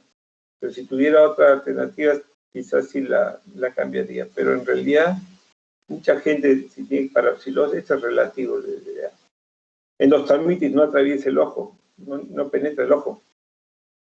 Entonces, restringen. Infección del sistema nervioso tampoco. No atraviesa la barrera hematocefálica adecuadamente, no se usa infecciones. Estamos hablando de infecciones micóticas, ¿no? Igual que ictus, tampoco pasa por riñón. ¿De acuerdo? Entonces son por lo menos tres limitaciones importantes. Endoftalmitis, infección del sistema nervioso, ictus, y uno diría, pucha, no quiero ganar el problema. Entonces, si tienen cándida parasilosis, busquen otra droga, ¿no es cierto? Acá está. Abajo está arriba, vean, ahí está la membrana, ¿no es cierto? La membrana con su recosterol y encima está la pared. Miren los componentes de la pared. Uno de esos componentes de la pared, de las columnas que están ahí cruzándose, es el beta-1,6 glucansitasa y el 1,3 glucansitasa. ¿De acuerdo? Y miren, hay una enzima que dice glucansitasa beta-1,3 en la membrana. Y esta es la que se encarga de dar mantenimiento a las columnas de la pared para que la pared lo que cumple la función que no estalle el hongo que está a presión, ¿no? Entonces darle estabilidad al hongo. Entonces esta droga, ¿qué cosa hace? Estas equinocandinas bloquean la enzima glucansitasa beta-1,3. No permite el mantenimiento de las columnas, entonces si las columnas se desgastan, se derrumba la pared y el hongo estalla. Ese es el mecanismo, por eso son fungicidas y rápidos. ¿Por qué solamente cándida? ¿Por qué solamente aspergillus? ¿Por qué solamente pneumocystis? Porque estos tres hongos tienen beta-1,3 glucano. ¿Por qué no criptococo? ¿Por qué no corales? ¿Por qué no fusario? Porque estos hongos tienen beta-1,6 glucano. Entonces no es el blanco para esos hongos, ¿no es cierto? ¿Estamos? Y de los antimetabolitos tenemos flucitocina, que es un análogo de pirimidina, es fungicida y su espectro es levaduriformes, Candida albicans, Candida neoformas. Su biodisponibilidad oral es 80%, por eso es oral. Y el mecanismo bloquea la síntesis del AN fúngico. El gran problema y su pecado son dos pecados. Uno que es melotóxico y el otro es polsotóxico, es caro. Pero sin embargo la Organización Mundial de la Salud ha comprado para países con menos recursos, yo no sé por qué el ministerio no compra. Cotrimazol es un antibacteriano, pero más que antibacteriano nos sirve para antifúngico, para antiparasitario, como van a ver. Dijimos que el cotrimazol es activo contra Stenotrophomonas matomida, algunos Staphylococcus aureus resistentes, sirve para enteroparásitos y para hongos. Pero ya cuando hablemos de antibióticos mencionaremos esto. Pero el cotrimazol es la droga de elección para neumocistis girovese. El mecanismo de acción son antifolatos. La dosis es de 15 a 20 miligramos por kilo por día intravenoso cada uno. Usen siempre 20 miligramos y básense en el trimetropin, porque es trimetropin sulfametosazol. Trimetropin 20 miligramos por kilo por día. Una persona de 50 kilos, ¿cuánto le corresponde? 100, ¿no? 1000, ¿no? 1000. Entonces esa es la dosis que le corresponde. Ahora, un forte tiene 160, ¿no? Entonces, ¿cuántas pastillas le correspondería? Más o menos 6, ¿no? 2 cada 8. ¿Correcto? Y fíjense la toxicidad, mielotóxico, gastrolesivo, hepatotóxico, nefrotóxico, pero es barato. ¿De acuerdo? Pero hay que saber usar. Estas son las guías de Candida que ya les hemos explicado, las indicaciones. Y estas son las 4 modalidades de manejo de las infecciones fúngicas en este siglo, ¿no? O lo doy como profiláctico, o lo doy como terapia anticipada, como terapia empírica y como terapia documentada. Profilaxis, ¿qué significa? Tener un huésped de riesgo. Un huésped de riesgo puede ser una leucemia aguda, que requiere una terapia de inducción, un trasplantado. Entonces, tiene alta chance de desarrollar infección. Entonces, es un huésped con factores de riesgo, inmunológicos y no inmunológicos.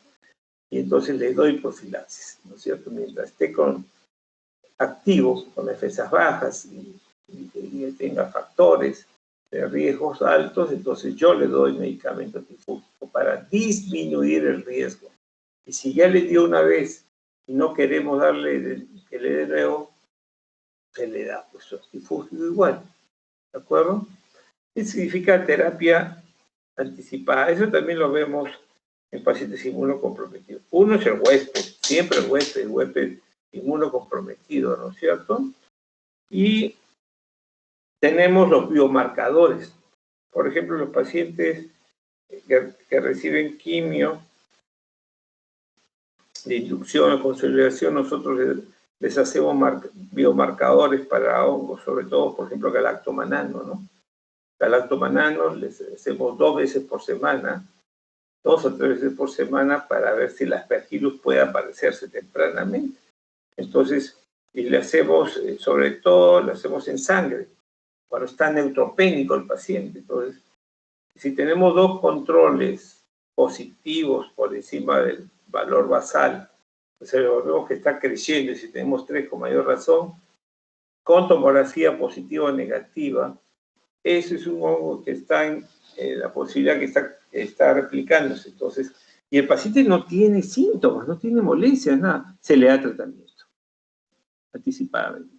Se ha demostrado que con estos biomarcadores nos podemos adelantar 1 o 2 semanas de la aparición de síntomas o de la aparición de imágenes.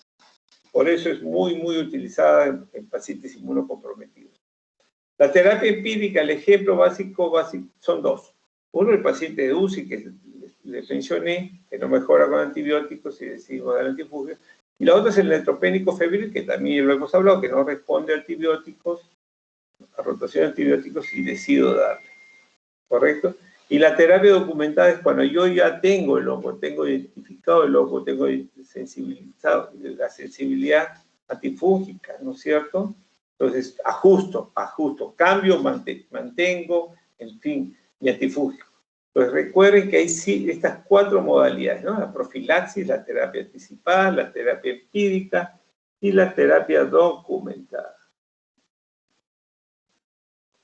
Recuerden, también hemos dicho que hay que tener mucho cuidado con las intervenciones medicamentosas. Muchos pasan con citocromo P450, ¿no?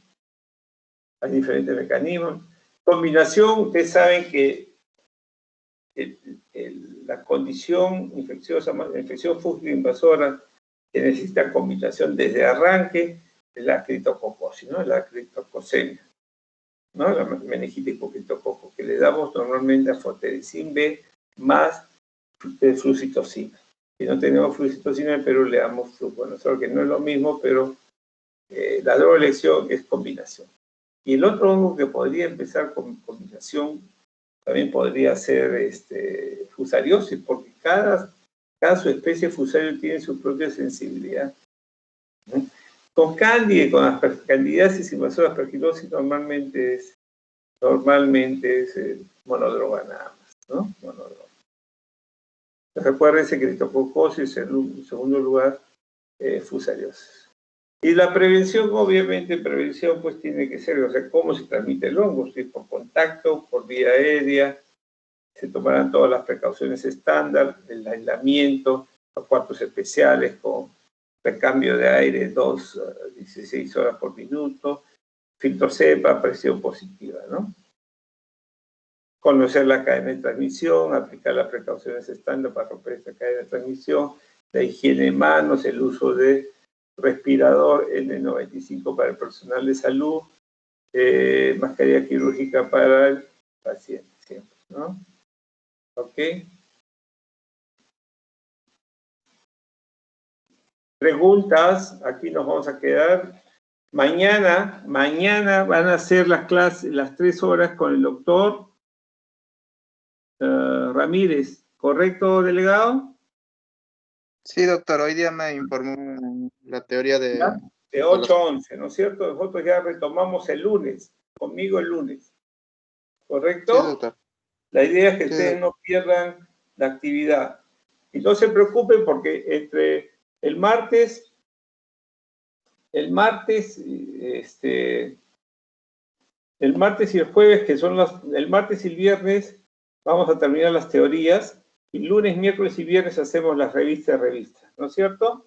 Que ya deben tener la lista. Si no, que me toca a mí primero, segundo, no. Yo decido quién expone. O sea que el lunes los 12 tienen que tener por lo menos un artículo listo. Ángel Donis, me falta mandar el artículo, ahora le mando el artículo en inglés. ¿Ya? ¿Qué más? Hay 3 artículos en español adicionales, o sea, los que quieren, por favor, prepárenlos y los presentamos. Mientras más información recoja y bien presentado, es una buena oportunidad. ¿Correcto? ¿Preguntas? ¿Hay preguntas, por favor? Doctor, disculpe, con respecto a los seminarios, si, por ejemplo, mi tema es diagnóstico molecular de parasitosis intestinales. No son seminarios, son revistas. Yo no hago seminarios. Perdón, revista de revista. ¿Cuál es su diagnóstico? ¿Cuál es el nombre del artículo? Diagnóstico molecular de parasitosis intestinales. Ya. Ya, entonces en ese caso solamente abarcaría el diagnóstico molecular comparándolo con otros trabajos de investigación, o también hablaría acerca de la epidemiología, la clínica y el diagnóstico usual que se hace.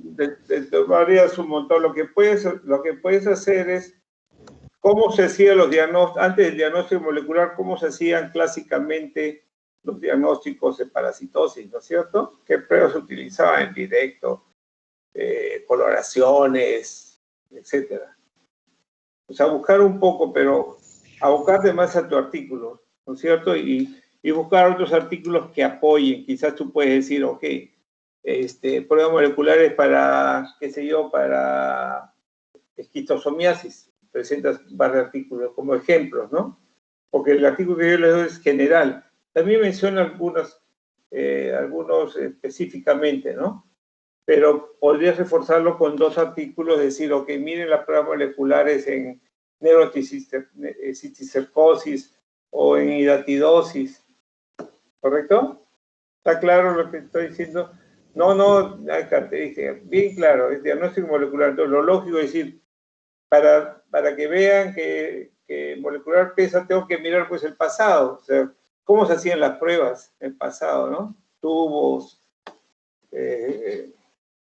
más complejo. ¿Estamos? Sí, doctor.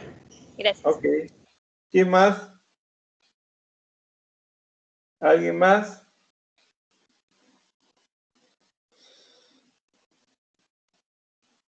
Tenemos 14 minutos.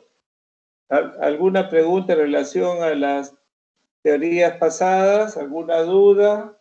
¿Alguna duda con respecto a las teorías de hoy?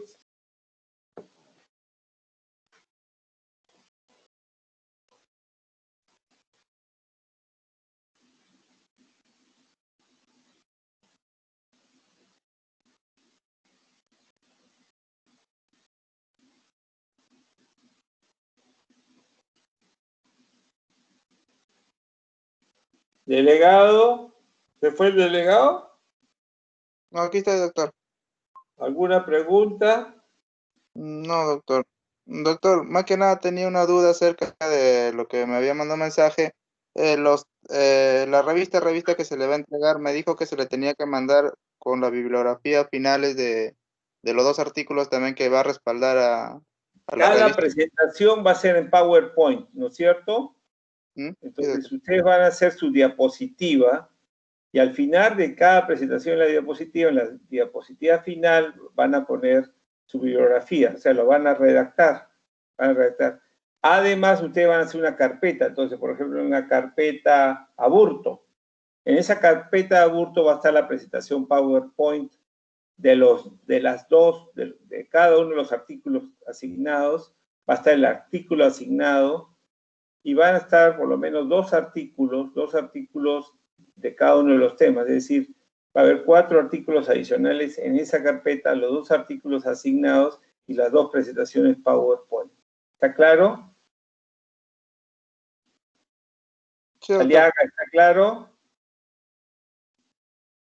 Sí, doctor. Está claro. ¿Alguien que no haya entendido? Arias, ¿entendió? Y me sigo olvidando de grabar la charla. No está grabando. Experimente. Entonces, queda constancia que estoy aclarando y después decir, ay, no entendí. No. ¿Ok? ¿Listo? ¿Alguna otra pregunta de los temas pasados?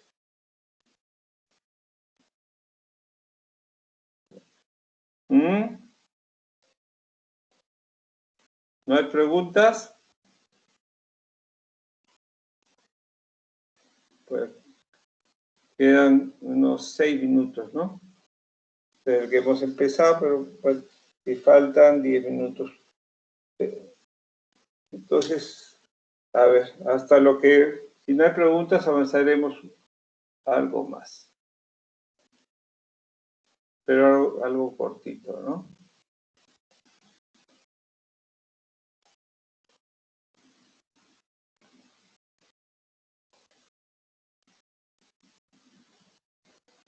¿Algún punto que quiera que repita? ¿Nada? Sí, doctor, Ok. un favor, ¿podría repetir, hacer, si no un recordaris de lo de la sepsis, de lo que 2016 salió sepsis 3 y las definiciones se han agrupado, eso? A ver. Porfa, gracias.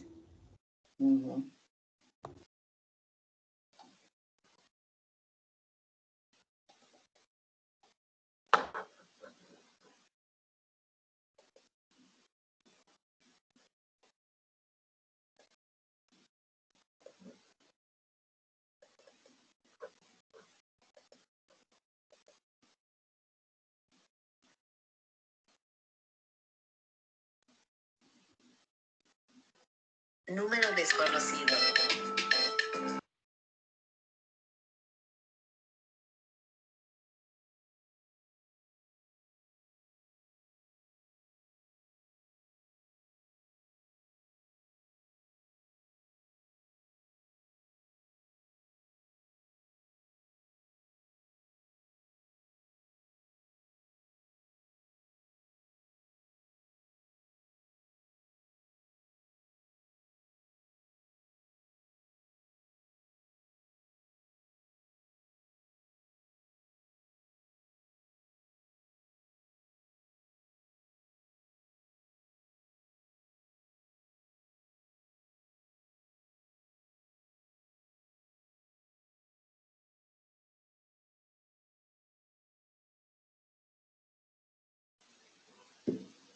¿Ya estamos? Entonces,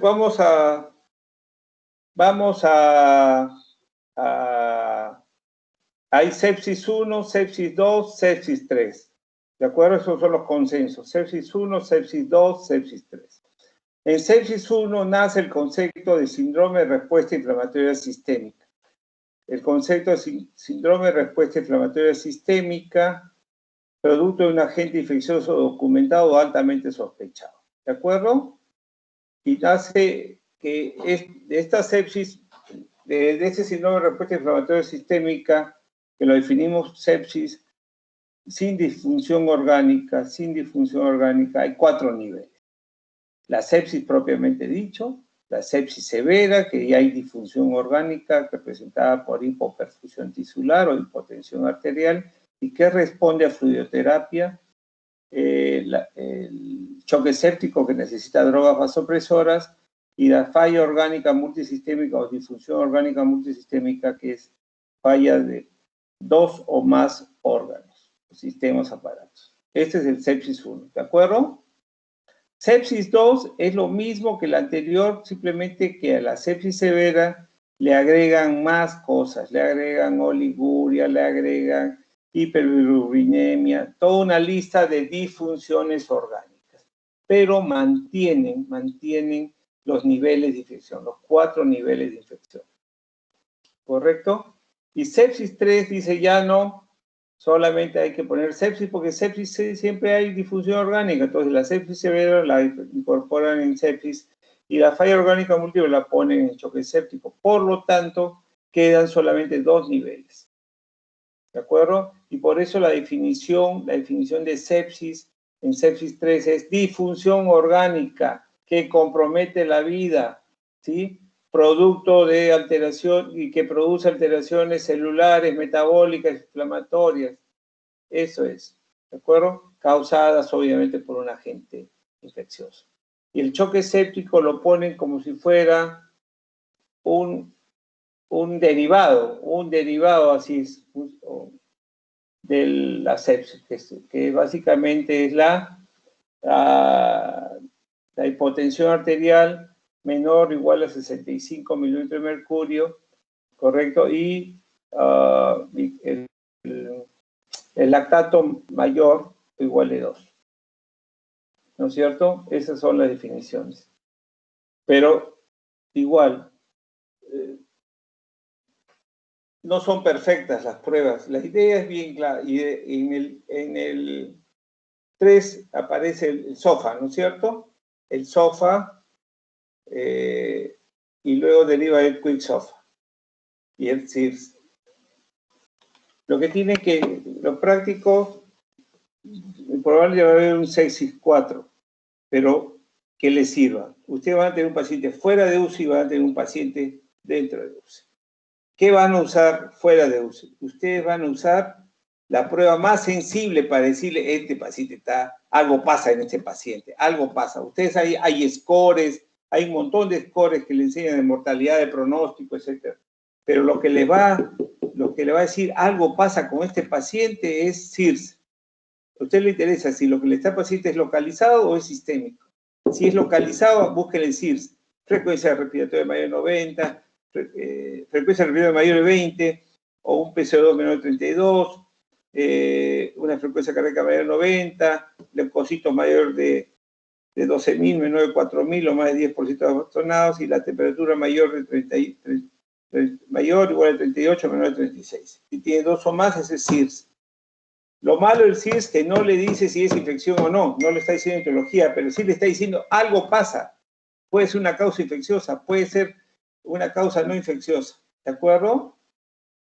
El SOFA le está diciendo, uy, este está grave, está malito, se puede morir, necesita cuidados intensivos, ¿no es cierto? Manejo rápido, ¿sí? Pero eso es cuando llega pues el paciente fuera a UCI, ¿no es cierto? Llega a la emergencia, te sirve eso. Entonces son complementarias.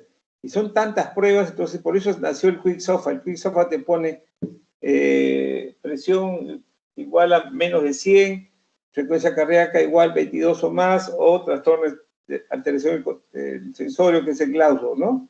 Menor de 15, pero mejor menor de 13. ¿De acuerdo? Entonces, si tienes 2 o más de Quick SOFA, pasa al SOFA mayor ya para que lo califiques.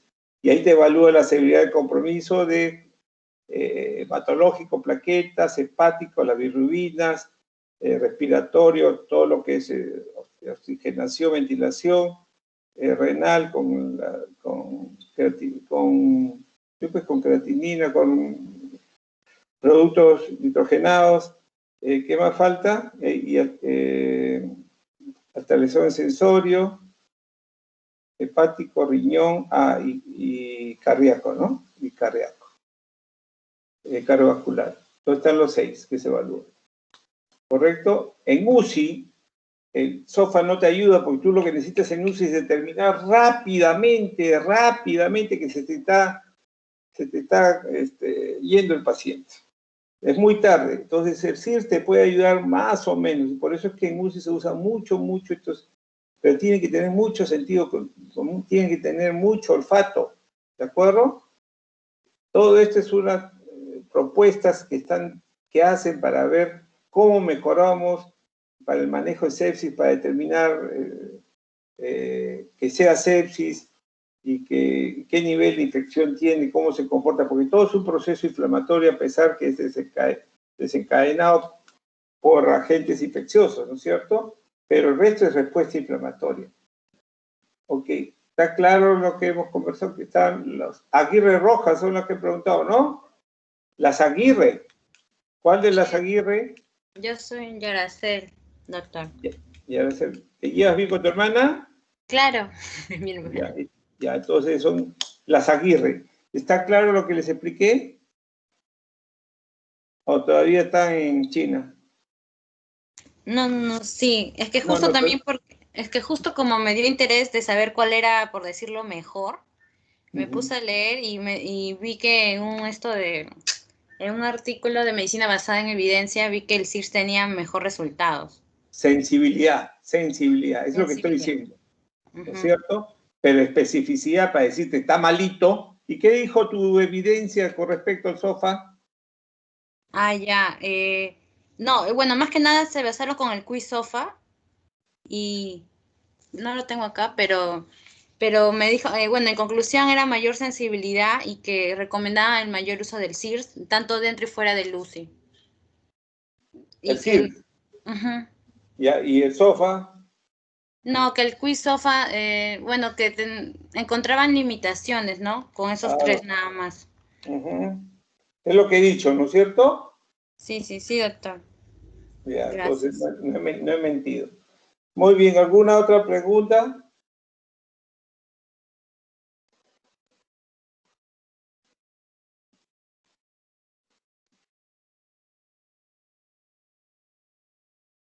Doctor, disculpe, pero tiene que ver con otro tema pasado. En el caso del el Streptococo pneumoniae o el Streptococo piógenes penicilino resistente, ¿qué fármaco se les da?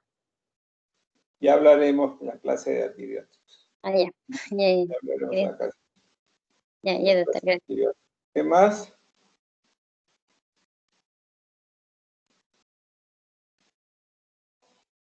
¿Alguna otra pregunta?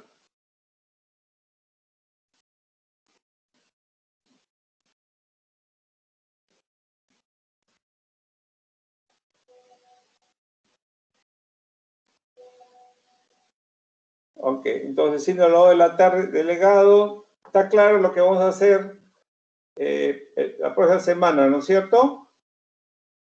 Sí, doctor, está claro. Listo. ¿Por qué estás tan alegre? ¿Estás aburrido? ¿No te han gustado las clases?